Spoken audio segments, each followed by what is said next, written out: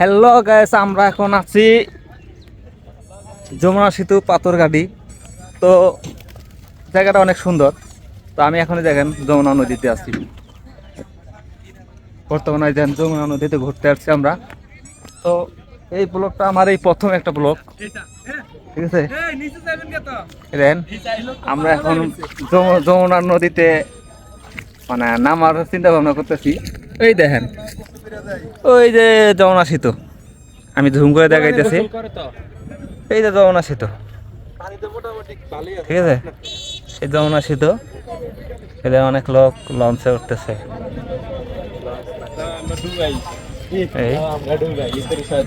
এই জায়গাটার নাম যেন কি? পাথরঘাট। পাথরঘাট, হ্যাঁ যমুনা সেতু। তো আমরা তো এই দেখেন আমরা যমুনা সেতুর পাশেই, এগুলা সব স্পিড বোট।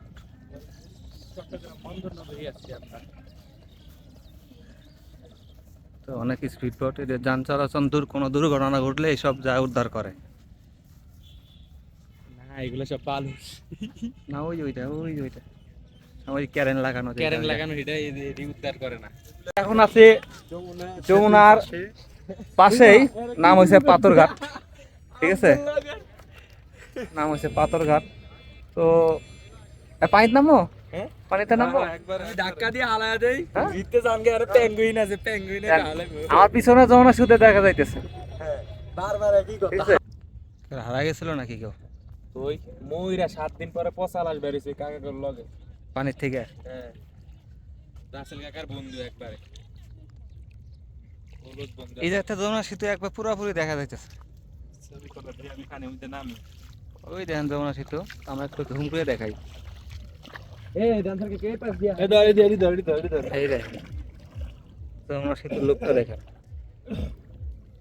তো আমাদের একজন পানির নামছে গোসল নেওয়ার জন্য। আপনি কি ডুবাইবেন? হ্যাঁ। পানি ডুবাইবেন এই অবস্থায়? হাত খুললাম। শার্ট খুলবেন?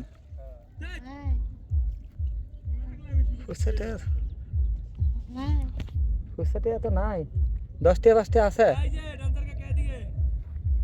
কই